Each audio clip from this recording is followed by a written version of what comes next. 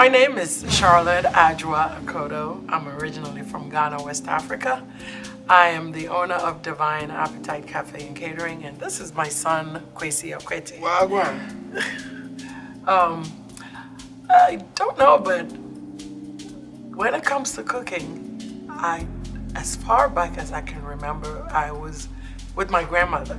I grew up with my grandmother. My mom was outside the country, and so I lived with my grandmother, and she liked to cook. She was actually a baker too. And I remember whenever she was cooking, I would ask her to give me little pots and pans so I could cook along with her.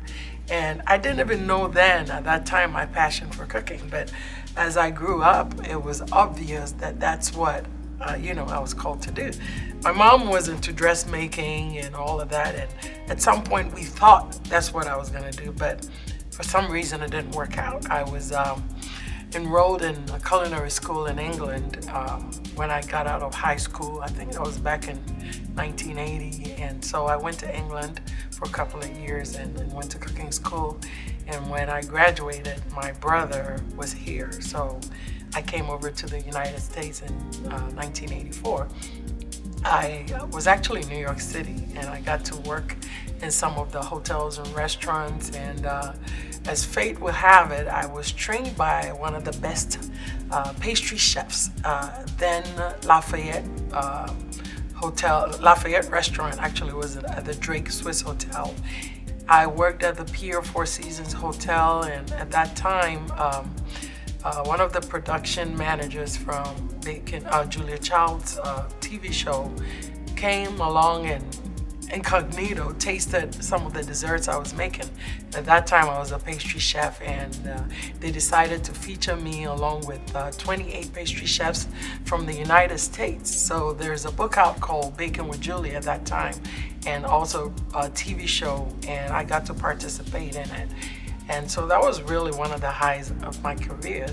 This is obviously a dream that I had, and back in 2015, that dream was realized when we opened Devine Apitite Cafe and Catering. To me, soul food is food that touches the heart. And you ask me about soul food in Ghana. Well, we have soul food in Africa. All the foods that we cook is soul food because it's hearty. It touches you, it brings people together, it brings families together. When you have special occasions, we have all this food, and to me, that is soul food. And so to be a part of what is happening here is such a privilege to me, because I get to give of myself, and every time I cook and I give it to somebody to taste, that reaction that I get from them is satisfying to my soul.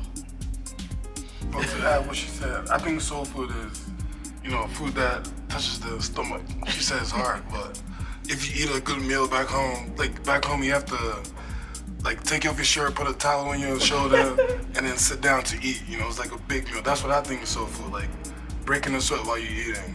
So I guess we understand it differently. And so here we are. So what we have for you today to taste is our Red Red, which is our popular African street food. So enjoy it. Corny beans. So the ingredients in Red Red consist of black-eyed peas stew, black-eyed peas, plantains, onions, habanero, tomatoes, which is fresh, as well as tomato puree. I have a little bit of chicken bouillon, and then I have palm oil, which is the most commonly used oil. I have the dry black-eyed peas here, and then we also have the cooked black-eyed peas. Now, a cup of black-eyed peas dried yields about 3 cups of cooked black-eyed peas. So what I'm gonna do now is start making the sauce, the stew for the Red Red. This is our cooked black-eyed peas.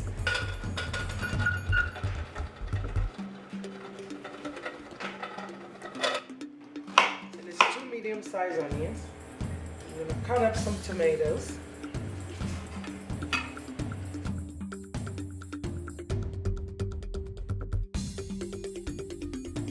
And then what I'll do is I'll pour some palm oil, about a cup of palm oil. set that on the stove. I'll blend my tomatoes, onions, and habaneros. I'll put everything together with the black-eyed peas, and then I'll cook that. I have a habanero.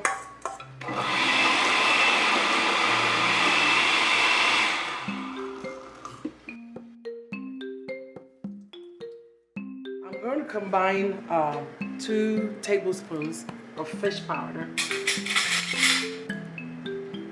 half a tablespoon of chicken bouillon,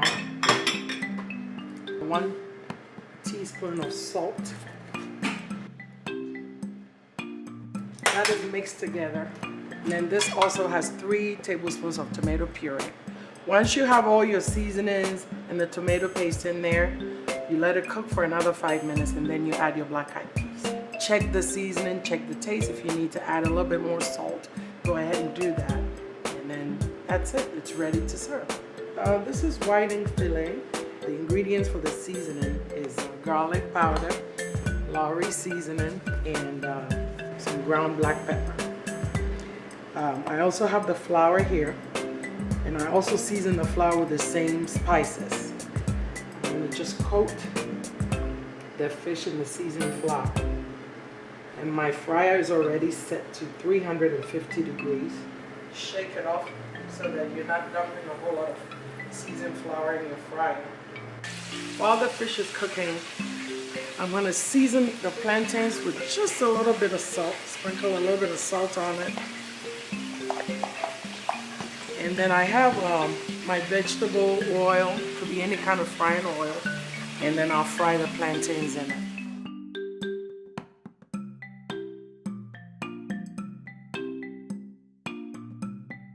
It's a nice golden brown color.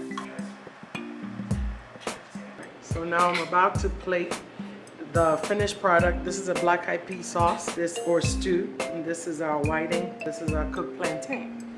The plantains, I would say about 2 whiting fillet is enough. I'm going to spoon about 3 spoons on here.